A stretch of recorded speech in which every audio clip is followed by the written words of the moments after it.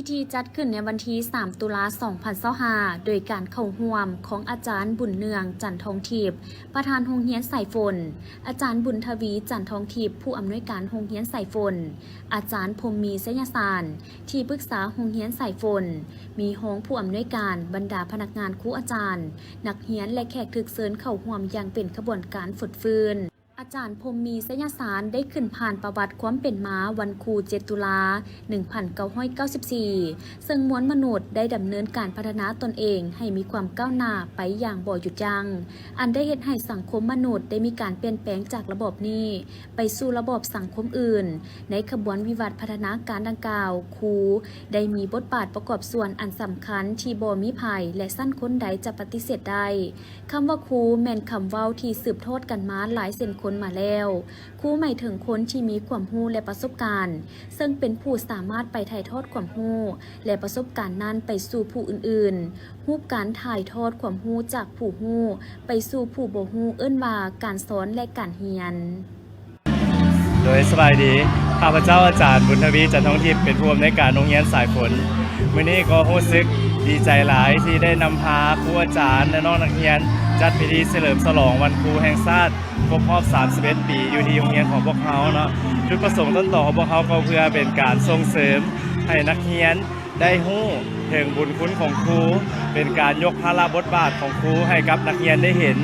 เจ้าสำหรับกิจกรรมของพวกเขาในมื้อนี้ก็มีหลายอย่างเพราะว่าจะเป็นการอ่านสารอวยพรครูการมอบกระตาของขวัญกระตาดอกไม้ให้กับครูพิเศษปีนี้พวกเขาได้นำพานักเรียนเฮ็ดดอกไม้กำมะหยี่เพื่อที่จะได้มอบให้กับครูนักเรียนจะได้เฮ็ดด้วยตนเองนะและพิเศษของเรียนของพวกเขาจะได้มีการแสดงศิลปะให้กับน้องๆนักเรียนได้เบิ่งนอกจากนักเรียนจะแสดงแล้วยังมีครูอาจารย์ซึ่งจะเป็นผู้แสดงให้กับน้องนักเรียนได้เบิ่งในแต่ละแขนงพวกเขาจะมีการแสดงศิลปะแล้วมีรางวัลให้กับครูที่ได้แสดงออกได้มีการโชว์อยู่เทิงเวทีให้กับน้องๆนักเรียนและสำหรับสุดท้ายนี้ขออวยพรให้กับครูอาจารย์ทุกคนหน้าทุกเขตทั่วในทั่วประเทศจงมีสุขภาพแข็งแรงประสบผลสำเร็จในหน้าที่เวียกงานเนาะจงภูมิใจที่พวกเขาได้เป็นหนึ่งบุคลากรที่ก่อสร้างทรัพยากรมนุษย์เป็นคนของพรรคเนาะแล้วก็เป็นบุคลากรที่เป็นแม่พิมพ์ของชาติโดยขอขอบใจอาจารย์ผู้มีพลสิงหานาถผู้สอนวิชาภาษาลาวได้เห็นผู้บ่า7 ตุลาวันครูแห่งชาติซึ่งครูคือวีรบุรุษที่ต่อสู้เพื่อภารกิจการศึกษาของเราให้มีการพัฒนาซึ่งปีนี้วันครูแห่งชาติได้หมุนเวียนมาครบรอบ31 ปีวันครูแห่งชาติเป็นวันที่มีความสำคัญทางประวัติศาสตร์ของชาติลาวเฮาเป็นวันที่แสดงถึงความกตัญญูผู้บุญคุณต่อครูอาจารย์ที่มีคุณงามความดีในการประกอบส่วนพัฒนาสร้างสรรค์ทรัพยากรมนุษย์เพื่อภารกิจปกปักรักษาและพัฒนาประเทศชาติย้อนมีครูในมือนั้นประเทศชาติจึงรุ่งเรืองศรีวิไลแขนงการศึกษาของเราก่อนนับมือเข้มแข็งมีการพัฒนาอย่างต่อเนื่องโดยสำหรับวันครูแห่งชาติขอฝากถึงน้องๆนักเรียนทุกคนขอให้ทุกคนจงตั้งหน้าดุมันภาคเพียรในการทำเรียนหนังสือเพื่ออนาคตที่ดีของตนเองในต่อหน้าเจ้าและในวันครูแห่งชาติที่7 ตุลาข้าพเจ้าขออวยพรไซให้ครูอาจารย์ในทุกๆภาคส่วนจงมีความสุขความเจริญและมีสุขภาพแข็งแรงสำเร็จหน้าที่เวียกงานในทุกๆเป้าหมายที่วางไว้ขอขอบใจและเนื่องในโอกาสวันครูแห่งชาติวันที่7 ตุลาหมุนเวียนมาอีกประละหนึ่งน้องนักเรียนก็ได้อวยพรให้แก่พนักงานครูอาจารย์จงมีสุขภาพแข็งแรงประสบผลสำเร็จในหน้าที่เวียกงานมีความสุขในชีวิตส่วนตัวและครอบครัวสืบต่อเป็นแม่พิมพ์ของชาติที่ก้าแกนตลอดไปสบายดีหลานซื้อเท่าสุพงศักดิ์สุวรรณวงศ์อายุ16 ปีสบายดีหลานซื้อนางมีนาคำมงคลอายุ17 ปีอยู่หอม.7หลานรู้สึกดีใจและก็รู้สึกภูมิใจที่ได้มาร่วมงานวันครูในทุกๆปีโดยน้องคิดว่าในครูมีความสำคัญหลายย้อนว่าในครูเป็นแม่พิมพ์ของชาติและในวันครูที่จัดขึ้นนี้ก็เป็นเพื่อยกย่องเกียรติศักดิ์ศรีของครูอาจารย์ทุกๆชั้นทุกๆแขนงในประเทศชาติเนื่องในวันครูที่ครบรอบ31 ปีนี้ หลานขอให้ในครูทุกคนมีสุขภาพแข็งแรงมีอายุมั่นขวัญยืนและเป็นแม่พิมพ์ที่ดีของชาติแบบนี้ต่อไปเรื่อยๆ หลานก็ขออวยพรให้ครูทุกคนมีสุขภาพแข็งแรงอายุมั่นขวัญยืน และก็เป็นครูที่ดีของนักเรียนทุกคนขอบใจ นำแขวงนำโดยปริญญาเอกอรุณไซสุนาราชเจ้าแขวงจับประสักปริญญาเอกสุขสวรรค์วิไลวงศ์หัวหน้าแผนกการเงินแขวงปริญญาเอกวรรณณะสัตตกุลหัวหน้าแผนกวัฒนธรรมและการท่องเที่ยวท่านนางดีตาวันแก้วพิลาวันประธานสหพันธ์แม่หญิงแขวงท่านวิไลศักดิ์สุนทรเลขาคณะบริหารงานพรรคเมืองจับประสักท่านคำนิลาวงศ์หัวหน้าแผนกกสิกรรมและสิ่งแวดล้อมแขวงและการนำสมาคมนักธุรกิจแม่หญิงแขวงและขณะการที่เกี่ยวข้องได้เข้าร่วมปลูกต้นดอกจำปาอยู่บ้านพระพีนเมืองจำปาสักในพิธีท่านวิไลศักดิ์สุนทรรายงานว่าการจัดพิธีปลูกต้นจำปาครั้งนี้ก็เพื่อสืบต่อจัดตั้งปฏิบัติมติกองประชุมใหญ่ครั้งที่9ขององค์คณะพรรคแขวงและองค์คณะพรรคเมืองจำปาสักให้สำเร็จตามระดับคาดหมายโดยแนวไซสร้างเมืองจำปาสักให้มีสื่อเสียงทางด้านการท่องเที่ยววัฒนธรรมและเอกลักษณ์เมืองบูฮานทั้งสร้างให้การปกหุ่มป่าไม้บ่ให้หลุด70ส่วนห้อยสร้างสภาพแวดล้อมให้มีความสะอาดสวยงามปลูกไม้ประดับให้สีเขียวและยืนยงเพื่อบรรลุมาตรฐานเมืองท่องเที่ยวเขียวสะอาดอาเซียนสร้างความดึงดูดนักท่องเที่ยวให้เข้ามาเที่ยวชมนับมือนับหลายขึ้นการเปิดขบวนการปลูกต้นดอกจำปาซึ่งเป็นดอกไม้ประดับเอกลักษณ์ของเมืองก็คือแขวงจำปาสักซึ่งติดพันกับประวัติศาสตร์ความเป็นมาของผู้คนประชาชนลาวบรรดาเผ่าก็คือสาวจำปาสักผ่านหลายยุคหลายสมัยเพื่อเป็นการปกปักรักษาความเป็นเอกลักษณ์ของท้องถิ่นให้มีความยืนยงและสวยงามต้นดอกจำปาที่นำมาปลูกในครั้งนี้มี60ต้นและจะได้สืบต่อปลูกแต่เส้นทางบ้านพระพีนหาบ้านหนองสาวัดภูจำนวน 1,110 ต้นจึงสำเร็จทั้งนี้ก็เพื่อเป็นการพันขยายมติกองประชุมใหญ่ครั้งที่9ขององค์คณะพรรคแขวงติดพันกับขบวนการต้อนรับวันสำคัญต่างๆของชาติของพรรคโดยเฉพาะแมนวันชาติที่2ธันวาคมรอบ50ปีให้มีบรรยากาศฟดฟื้นเต็มไปด้วยเนื้อในความหมายลึกซึ้งโอกาสนี้เจ้าแขวงจำปาสักก็ได้มอบเงินให้องค์คณะพรรคองค์การปกครองเมืองจำปาสักจำนวน20 ล้านกีบพิธีจัดขึ้นในวันที่ 3 ตุลาคม 2025 โดยเป็นเกียรติเข้าร่วมของท่านสอนไซศรีพันดรนายกรัฐมนตรีท่านมาลัยทองกมสิทธิ์รัฐมนตรีกระทรวงอุตสาหกรรมและการค้าท่านคำพันธ์สิทธิดำพาเจ้าแขวงเวียงจันทร์ท่านอุเดชสุวรรณวงศ์ประธานสภาการค้าและอุตสาหกรรมแห่งชาติลาวมีรองประธานสภาการค้าและอุตสาหกรรมแห่งชาติลาวประธานสภาการค้าและอุตสาหกรรมแขวงเวียงจันทร์บรรดาท่านการนำต่างหน้าจากภาครัฐสถานทูตองค์การจัดตั้งสากลภาคธุรกิจเข้าร่วมการจัดงานผลิตภัณฑ์ลาว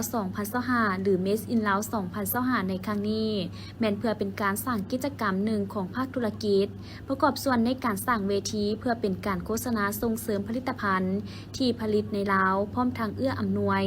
ส่งเสริมแก่ผู้ประกอบการที่เหตุการผลิตทางภายในและต่างประเทศโดยเฉพาะสร้างยี่ห้อสินค้าที่ผลิตในลาวให้มีมาตรฐานและมีคุณภาพสามารถแข่งขันจำหน่ายภายในและส่งออกต่างประเทศให้นับมือนับหลายขึ้นพร้อมกันนั้นก็เพื่อเป็นการสร้างความภาคภูมิใจสุขยุส่งเสริมให้นำไส้ผลิตภัณฑ์ลาวและเป็นการลดพรการนำเข้าสินค้าจากต่างประเทศคือดังคำขวัญของงานคือฟื้นฟูเศรษฐกิจส่งเสริมผลิตภัณฑ์ลาวก้าวสู่สากลเป้าหมายโดยรวมก็เพื่อให้ภาคธุรกิจสามารถเป็นกำลังแห่งหนึ่งประกอบส่วนสร้างสรรค์พัฒนาประเทศชาติให้เจริญก้าวหน้าขึ้นไปเรื่อยๆในปีนี้สภาการค้าและอุตสาหกรรมแขวงเวียงจันทร์ได้เป็นคู่ร่วมหลักของงานและรับผิดชอบตกแต่งพาวิลเลียนที่เป็นเอกลักษณ์เฉพาะของแขวงเวียงจันทร์หรือเอิ้นว่าเสน่ห์เมืองลาวเพื่อนำเสนอฮีตของประเพณีทางด้านวัฒนธรรมทางธรรมชาติและวัฒนอาหารผลิตภัณฑ์สินค้าบ่ว่าจะเป็นอาหารที่เป็นเอกลักษณ์การนุ่งถือที่งดงามและการบริการที่เป็นท่าแหงที่แสดงให้เห็นถึงผลงานที่โดดเด่นภายในแขวง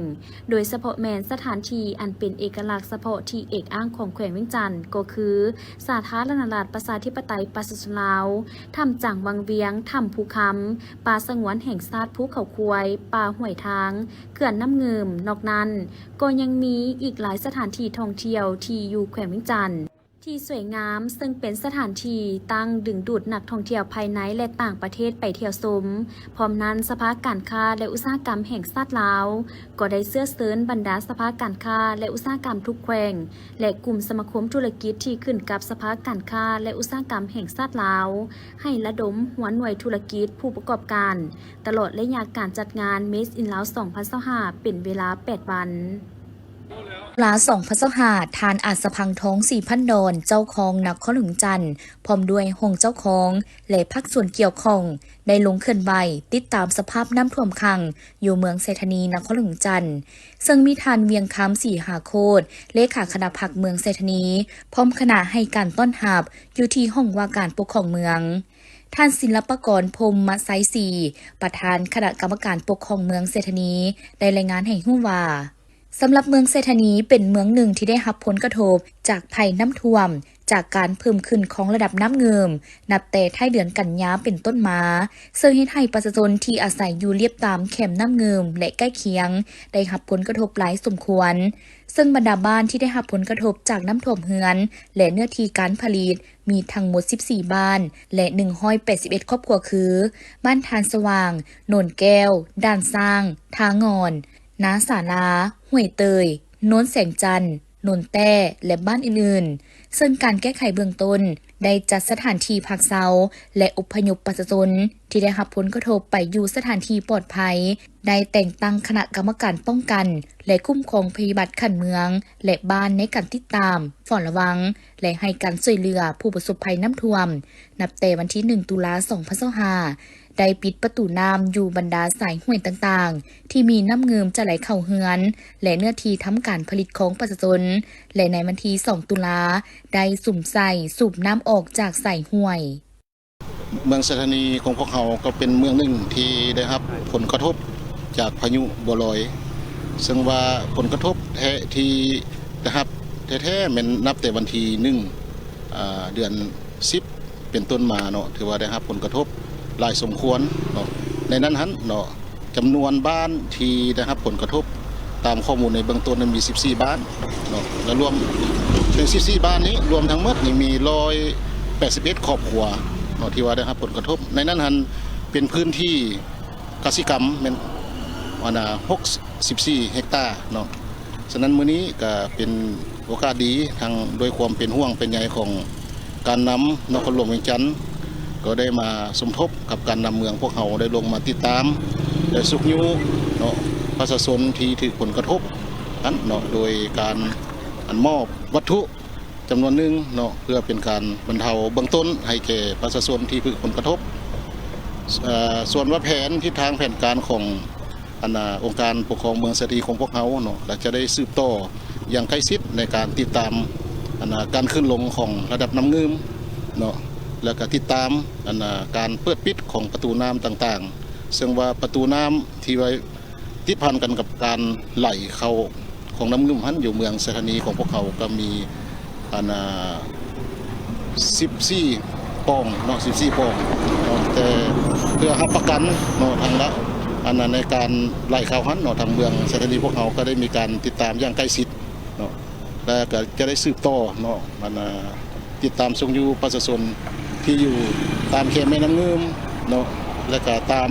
ห้วยต่างๆให้มีสติระวังตัวในตลอด24 ชั่วโมงเนาะโดยได้ออกแจ้งการในนามห้องว่าการเมืองพวกเขาเนาะให้ประชาชนแต่ละบ้านที่มีความเสี่ยงต่อน้ำท่วมหันเนาะให้มีสติระวังตัวตลอด24 ชั่วโมงจากนั้นทานเจ้าของนครหลวงจันทน์ก็ได้ลงพื้นที่ตัวจริงเพื่อเบิ่งสภาพน้ำท่วมอยู่บ้านห้วยเตยและบ้านโนนบ่อแก้วเมืองเศรษฐนีพร้อมทั้งได้มอบเครื่องช่วยเหลือประเภทอุปโภคบริโภคให้กับครอบครัวที่ถูกผลกระทบจากน้ำท่วมตื่มอีกนอกจากนี้ยังได้ลงกวดกาจุดระบายน้ำออกจากตัวเมืองอยู่ประตูน้ำขวน้ำเค็ม และกีฬาเมืองไซเศรษฐานครเมืองจันทร์ปัจจุบันเป็นที่ปรึกษาโรงเรียนอนุบาลประถมมัธยมสายฝนเกี่ยวกับบางทัศนาต่อวันครูแห่งชาติ7 ตุลาครบรอบ 31 ปี ที่จะหมุนเวียนมาฮอดในมอนี้ซึ่งท่านได้กล่าวว่าครูหรืออาจารย์เปรียบเหมือนหมากหัวใจของระบบการศึกษาแม่นปัจจัยสำคัญในการกำหนดผลการเรียนของนักเรียนนักศึกษาขณะเดียวกันครูยังเป็นผู้สร้างแรงบันดาลใจและกระตุ้นให้นักเรียนมีความมักหักในการเรียนรู้ค้นพบความสามารถของตนเองสามารถเว้าได้ว่าครูคือผู้สร้างคนให้มีคุณภาพเพื่อเป็นกำลังในการพัฒนาสังคมและเศรษฐกิจของชาติครูมีบทบาทสำคัญที่สุดและเป็นศูนย์กลางในการพัฒนาทรัพยากรมนุษย์ซึ่งเป็นกำลังหลักในการสร้างสรรค์และพัฒนาประเทศชาติบทบาทสำคัญเหล่านั้นรวมมีครูเป็นผู้สร้างพื้นฐานความรู้ถ่ายทอดความรู้ทักษะพื้นฐานแนวคิดที่จำเป็นเพื่อให้นักเรียนสามารถนำไปต่อยอดในการเรียนรู้ขั้นสูงข้าพเจ้ารู้สึกเป็นเกียรติอย่างสูงที่ได้อนุญาตให้ข้าพเจ้ามาสัมภาษณ์เนาะเกี่ยวกับเนื้อในเกี่ยวกับงานวันครูแห่งชาติสันในนามข้าพเจ้าเป็นพนักงานผู้หนึ่งเนาะทัศนะของวันครูนี่มันคิดว่าวันครูแห่งชาติมันมีความหมายความสำคัญยิ่งเนาะซึ่งว่ามีความสำคัญที่สุดสำหรับข้าพเจ้าเนาะก็คือแห่งชาติเนาะซึ่งว่าทุกๆปีแม่นได้จัดงานวันครูนี้ขึ้นก็เนื่องมาจาก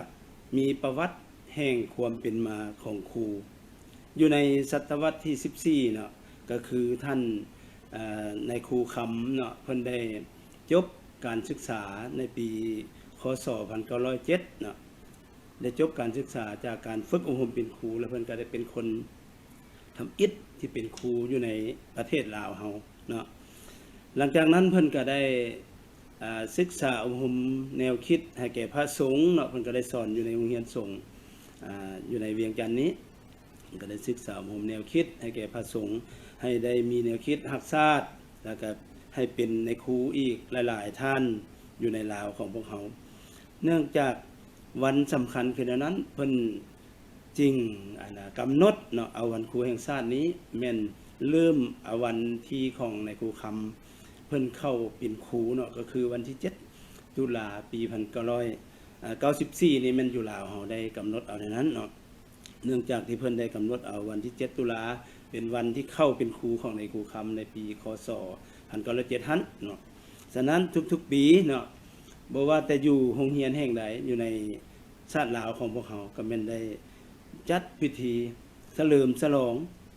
วันครูแห่งชาตินี้ขึ้นอย่างเป็นทางการเนาะและสำหรับ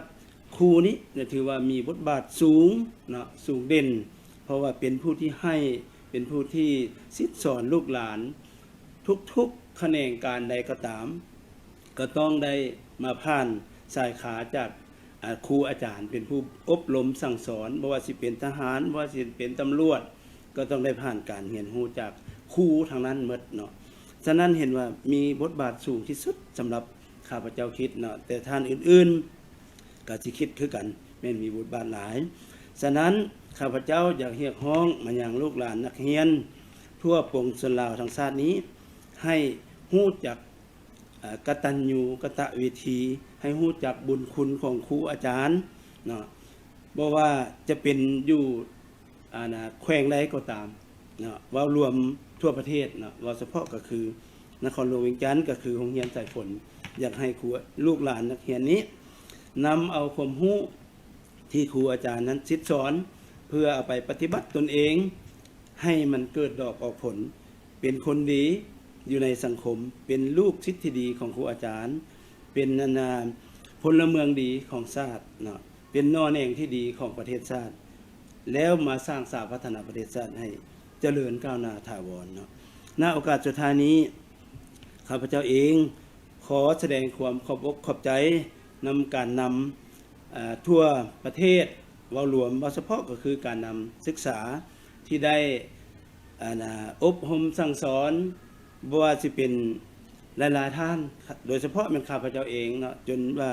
ข้าพเจ้าได้ประสบผลสำเร็จมาฮอดเท่าทุกมื้อนี้อวยใจให้พรแก่บรรดาท่าน การนำทั่วประเทศจงมีแต่สุขภาพเข้มแข็งมีพลานามัยสมบูรณ์สีนำพาประเทศชาติเรารวมเราเฉพาะก็เป็นการนำกระทรวงศึกษาธิการและกีฬาการนำแผนกศึกษาธิการและกีฬาและการนำห้องการศึกษาธิการและกีฬาเมืองยามใดก็ได้สีนำพาและเอาใจใส่การลงใกล้ชิดติดแพทย์กับคันลุ่มเสมอจึงเฮ็ดให้ผลสำเร็จปรากฏขึ้นมาอย่างจบงามเมื่อนี้ข้าพเจ้าอีกท่านหนึ่งขอไว้ใส่ให้พรแก่บรรดาท่านทั้งหมดในทั่วประเทศ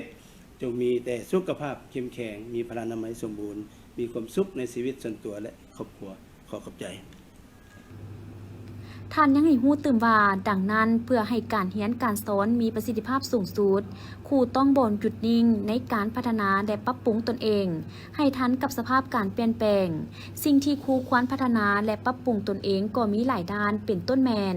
ด้านความรู้และวิชาชีพโดยเฉพาะต้องติดตามความรู้ใหม่ๆและความก้าวหน้าในสาขาวิชาที่ตนเองสอนอยู่เสมอและนำใช้เทคโนโลยีพัฒนาทักษะในการใช้เครื่องมือและเทคโนโลยีดิจิตอลเข้าในการสอนเพื่อ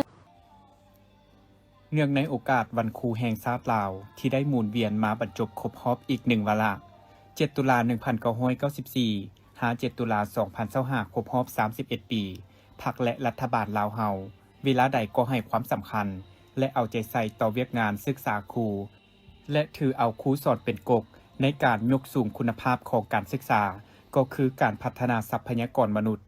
ครูได้มีบทบาทสำคัญในการสร้างอนาคตให้คนแต่ละหุ่นในภารกิจการสร้างสาพัฒนาประเทศให้มีความเจริญรุ่งเรืองจนถึกสังคมขนานนามว่าครูแมนคนของพรรคครูแมนวิศวกรแห่งดวงวิญญาณครูแมนแม่พิมพ์ของชาติเป็นทั้งพ่อแม่ผู้ที่สองของเด็กครูเป็นผู้ที่มีความรู้และประสบการณ์ที่สามารถถ่ายทอดให้แก่ผู้อื่นครูคือผู้นำพาการเปลี่ยนแปลงใหม่และอื่นในสังคมเพราะว่าครูแมนมีความสำคัญหลายและมีขอบเขตกว้างขวางในการดำเนินภารกิจการศึกษาของพรรคและรัฐบาลก็คือการจัดตั้งพันขยายแผนพัฒนาการศึกษาและกีฬาโดยเฉพาะแมนการรับประกันการสนองการศึกษาให้มีคุณภาพและประชาชนบรรดาเผ่าสามารถเข้าถึงได้ครูเป็นผู้นำผ่านพาวิกฤตพิชิตอนาคตที่ก้าวหน้าในโอกาสที่ทานสุริเดชมั่นคงศิลป์หัวหน้าห้องการศึกษาธิการและกีฬาเมืองไซเศรษฐานครหลวงเวียงจันทน์ได้เข้าร่วมงานเฉลิมฉลองวันครูแห่งชาติ7ตุลาครบรอบ31ปีที่ห้องการศึกษาธิการและกีฬาเมืองจัดขึ้นและในโอกาสนี้ท่านได้ต่างหน้าให้กับบรรดาครูอาจารย์ได้ให้สัมภาษณ์และอวยพรแด่ครูอาจารย์ในทั่วหน้าว่าท่านสบายดีเนาะบรรดาท่านทั้งหลายเพื่อนครูอยู่ในทั่วเมืองไซเศรษฐาของพวกเราข้าพเจ้าในนามต่างหน้าให้คณะนำของการศึกษาเมืองไซเศรษฐาหรือว่าหัวหน้าห้องการเมืองไซเศรษฐาได้จัดงานวันครูทั่วเมืองไซเศรษฐาขึ้นมาอยู่ที่โรงเรียนมศนาควยแห่งนี้เพื่อได้ยกสูงพลบทบาทของครูอาจารย์ที่ได้ให้การศิษย์สอนตั้งแต่อดีตจนถึงปัจจุบันเพื่อนครูของพวกเขาก็ได้มีความทุ่มเทต่อเวียกงานการศึกษาอบรมแนวคิดการพัฒนาทางด้าน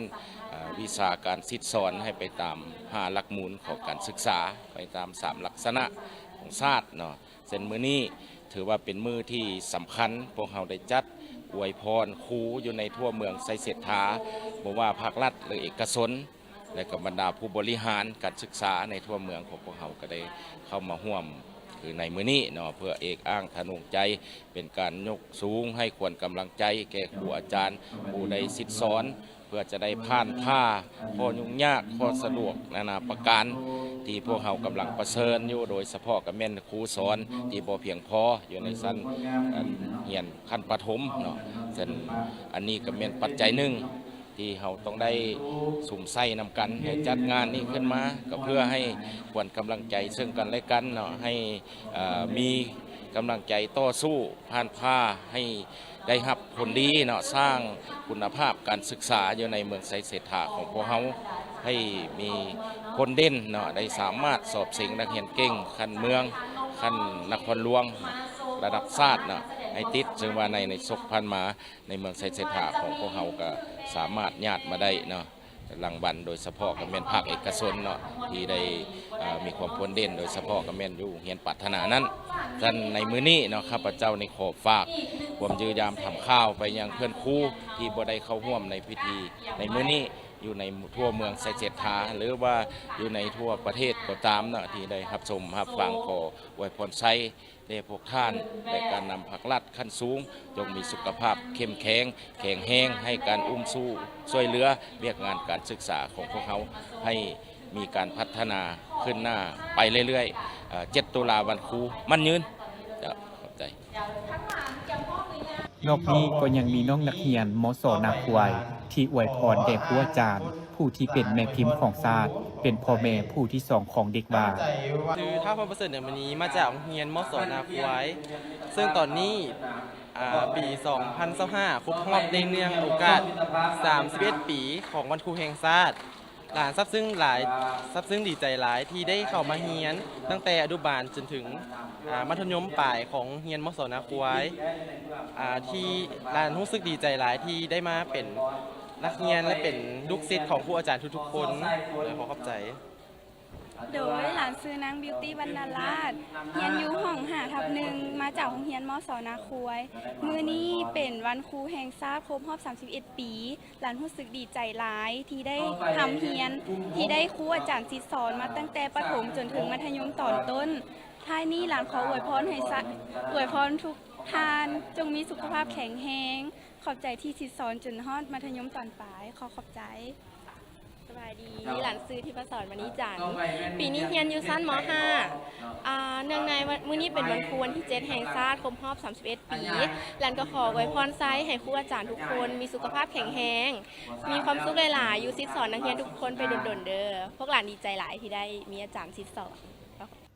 ผ่านมาครูอาจารย์แม่นได้เอาใจใส่ทุ่มเทความรู้และความสามารถ มีแบบแผนการดำรงชีวิตที่ปลอดภัยมีคุณสมบัติที่นักแน่น ประกอบส่วนเข้าในเวียกงานรวม เพื่อยกสูงคุณภาพการศึกษาภายในประเทศ ให้เท่าเทียมกับภาคพื้นและสากล โดยยึดถือเอาอาชีพของตนที่มีจรรยาบรรณอันนักแน่น มีจิตวิญญาณของความเป็นครูอย่างเลิศซึ้งบ่สวยไส้หน้าที่ตำแหน่งไปในทางที่บ่ถูกต้อง ดังนั้นเพื่อเฮ็ดให้ความสำนึกถึงคุณงามความดีของครูในสังคม ได้กลายเป็นพฤติกรรมตัวจริง จึงได้กำหนดเอาวันที่ 7 ตุลาของทุกๆปีเป็นวัน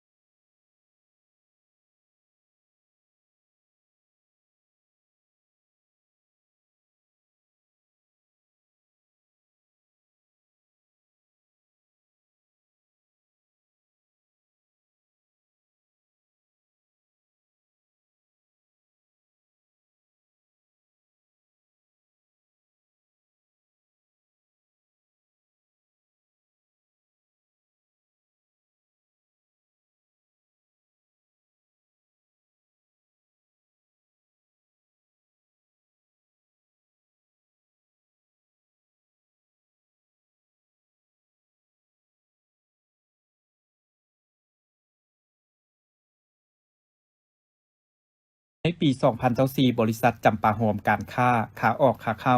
จำกัดผู้เดียวสามารถส่งออกข้าวสารไปต่างประเทศได้สำเร็จได้ส่งไปประเทศแบนซิก 1,500 ต้นและประเทศฝรั่งเศส 400 ต้นผ่านการสุกยูส่งเสริมกลุ่มปลูกข้าวของบริษัทจำปาหอมการค้าขาออกขาเข้าจำกัดเห็นว่ามีบาดก้าวขยายตัวและเข้มแข็งหลายขึ้นกว่าเก่าปัจจุบันประกอบมี 2 กลุ่มคือกลุ่มการผลิตข้าวเป็นสินค้าบ้านดอนบางโพบ้านดุงบ้านโดนท่าเดือสิงหอมดงกะลึมบ้านพร้าวกลุ่มผลิตแนวพันธุ์ข้าวรุ่น 3มีบ้านท่าเดือสิงหอมภูคำลาดควายท่าสว่างและแกงไข่มีสมาชิกชาวนาทั้งหมด376ครอบครัวเนื้อที่744เฮกตาร์ผลผลิต 3,348 ต้นในอาทิตย์ที่ผ่านมาบริษัทจำปาหอมได้ประกอบคำเห็นต่อกองประชุมใหญ่ผู้แทนองค์คณะพรรคนครหลวงเวียงจันทร์ครั้งที่ 8ในหัวข้อตัวแบบการส่งเสริมการปลูกข้าวและผลิตเป็นสินค้าภายในและส่งออกต่างประเทศซึ่งผ่านมาบริษัทมีวิธีการผลิตจึงสามารถยกระดับการผลิตข้าวสารที่มีคุณภาพและสามารถนำเสนอเป็นผลิตภัณฑ์ที่มีกาหมายจำปาหอมหลังจากนั้นได้มีการส่งเสริมชาวนาจำนวน413ครอบครัวสนองแนวพันธุ์ข้าวปรับปรุงทาดอกคำสมทบกับการเพิ่มขนาดเครื่องจักรโฮงสีจากขนาดน้อยเป็นขนาดกลางโฮงอบเครื่องคัดแยกสิ่งเจือปนเพื่อผลผลิตข้าวเปลือกและข้าวสารที่มีคุณภาพสูงมีเตาอบกำลังการผลิต12ต้นต่อครั้งสามารถสนองข้าวสารจำหน่ายออกสู่ท้องตลาดด้วยขนาดถุง12กิโลและ48กิโลมีหลายชนิดแนวพันธุ์ข้าวเส้นข้าวเจ้าหอมข้าวเจ้าไก่น้อยข้าวเจ้าหอมเมืองหมอกและข้าวหางไก่น้อยในระยะผ่านมาบริษัทยังได้พัฒนาและยกระดับการสีข้าวขึ้นเติมอีกบาทก้าวหนึ่งได้รับการช่วยเหลือจากหลายภาคส่วนเป็นต้นจากโครงการช่วยเหลือภาคธุรกิจระยะ 2โครงการ FAB ทางด้านเทคนิคการออกแบบผลิตภัณฑ์การออกแบบระบบสร้างการนำใช้วัตถุดิบและการวางรากฐานระบบเฮ็ดเวียกการหุ้มห่อฝึกอบรม GMP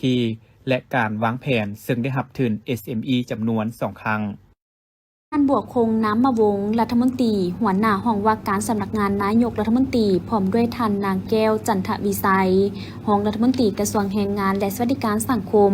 สมทบกับท่านภูธนุเพชรไซสมบัติห้องเจ้าแขวงเวียงจันทร์พร้อมด้วยแผนกการที่เกี่ยวข้องของแขวงการน้ำของเมืองเฟืองได้เคลื่อนไหวติดตามสภาพน้ำท่วมการปล่อยน้ำของเขื่อนไฟฟ้าน้ำลีก1และ2พร้อมทั้งสุกยูการแก้ไขภัยพิบัติน้ำท่วมและมอบเครื่องช่วยเหลือให้แก่ผู้ประสบภัยน้ำท่วมอยู่ภายในเมืองคณะกรรมการคุ้มครองภัยพิบัติขั้นแขวงและการบริหารจัดการน้ำของเขื่อนไฟฟ้าน้ำลีก1และ2จากผู้ตั้งหน้าบริษัทเขื่อนไฟฟ้าน้ำลีกได้รายงานสภาพการดังกล่าวให้ฮู้ว่าในระหว่างวันที่29กันยายนถึงวันที่1ตุลาคม2025ผ่านมาเมืองเฟืองได้รับอิทธิพลจากพายุบัวลอยที่พัดเข้ามาและเฮ็ดให้มีฝนตกหนักใน 2-3 มื้อติดต่อกันอันได้เฮ็ดให้ปริมาณน้ำอยู่ตามสายน้ำต่างๆเพิ่มสูงขึ้นอย่างว่องไวโดยเหตุนี้จึงเฮ็ดให้น้ำฝนไหลเข้าในอ่างเก็บน้ำลีกเพิ่มสูงขึ้นอยู่ในระดับบรรจุสูงสุดของเขื่อนเพื่อเป็นการรักษาระดับน้ำและป้องกันเขื่อนในวันที่30กันยายนทั้งฝ่ายที่รับผิดชอบการบริหารจัดการน้ำอยู่เขื่อนผลิตไฟฟ้าน้ำลีก1และ2จึงได้ปล่อยออกจากเขื่อนเพิ่มขึ้นตามลำดับซึ่งมวลน้ำดังกล่าวจะบวกกับปริมาณน้ำตามสายห้วยต่างๆอยู่ลุ่มเขื่อนเฮ็ดให้สายน้ำลีกอยู่ลุ่มเขื่อนเพิ่มสูงขึ้นหลายและอยู่7บ้านตามแคมป์น้ำลีกลุ่มเขื่อนไฟฟ้าเฮ็ดให้สิ่งปลูกสร้างของผู้ประกอบการด้านการท่องเที่ยวเป็นต้นแม่นเฮือนแพไหลไปตามสายน้ำประมาณ55กว่าหลังและเฮือนแพมีการเปเพจำนวนหนึ่งเฮือนผักแคมป์น้ำห้านอาหารตูบสิ่งก่อสร้างและวัตถุหับไส้ต่างๆจำนวนหนึ่งจมอยู่ใต้น้ำยังบ่สามารถประเมินได้ขัวยางข้ามไปสถานที่ท่องเที่ยวเปเพ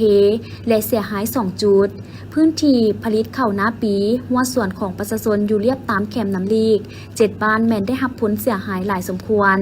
เส้นทางถูกน้ำท่วม2จุดเหตุให้การสัญจรไปมาของประชาชนแม่นพบความยุ่งยากพอสมควรในเวลานั้นต่อกับเหตุการณ์ดังกล่าวนี้ทั้งองค์การปกครองเมืองคณะกรรมการต้านภัยพิบัติขั้นเมืองสมทบกับเจ้าหน้าที่ป้องกันชาติป้องกันความสงบเมืองได้พร้อมกันสุ่มใส่เพื่อลงติดตามช่วยเหลือบรรดาหัวหน่วยผู้ประกอบการที่ได้รับผลกระทบและประชาชน อยู่ภายในพื้นที่ดังกล่าวอย่างเต็มที่และมีความปลอดภัยในระดับดีซึ่งมาฮอดปัจจุบันนี้ระดับน้ำในหน้าอ่างน้ำลีกและอยู่หลุมน้ำท้ายเขื่อนแม่นกำลังลดลงอยู่ในสภาพปกติเนื่องจากฝนได้หยุดตกสำหรับผลเสียหายของอุทกภัยในครั้งนี้คณะรับผิดชอบยังบ่สามารถประเมินมูลค่าเสียหายได้เนื่องจากเป็นเหตุการณ์ที่ด่วนและยังบ่สามารถเข้าถึงหรือฮู้ข้อมูลเสียหายตัวจริงเทื่อซึ่งจะได้ลงเก็บกำข้อมูลละเอียดแล้วจะรายงานให้รับทราบตามหลังในโอกาสเดียวกันทานหัวหน้าห้องว่าการสำนักงานนายกรัฐมนตรีก็ได้มีคำเห็นชี้นำต่อภาคส่วนที่เกี่ยวข้องให้เอาใจใส่แก้ไขปัญหาจำนวนหนึ่งเป็นต้นให้การนำแขวงเวียงจันทน์สืบต่อสมทบกับภาคส่วนที่เกี่ยวข้องหีบฮอนแก้ไขปัญหาภัยพิบัติโดยเฉพาะให้แก้ไขให้การช่วยเหลือกรณีฉุกเฉินต่างๆให้ว่องไวและทันการสืบต่อให้การช่วยเหลือประชาชนที่ถูกผลกระทบในครั้งนี้ให้ว่องไวและทั่วถึงหีบฮอนฟื้นฟูผลกระทบเป็นต้นโค้งหลังพื้นฐานให้นากิจการต่างๆให้กลับคืนสู่สภาพปกติโดยไวเส้นทางต้องรับประกันบ่ให้ถูกตัดขาดให้บริษัทเขื่อนไฟฟ้าน้ำลีก1และ2บริหารจัดการน้ำในเขื่อนให้ดีขึ้นเติมเพื่อรับประกันทั้ง2ด้านบ่ให้เขื่อนแตกและบ่ให้เกิดสภาพน้ำท่วมตอนลุ่มของเขื่อนเพิ่มเติมอีกจากนั้นทางคณะกรรมการคุ้มครองภัยพิบัติขั้นศูนย์กลางก็ได้มอบเงินและเครื่องช่วยเหลือการแก้ไขภัยพิบัติน้ำท่วมในเบื้องต้นให้แก่คณะกรรมการคุ้มครองภัยพิบัติแขวงเวียงจันทน์รวมมูลค่าทั้งหมด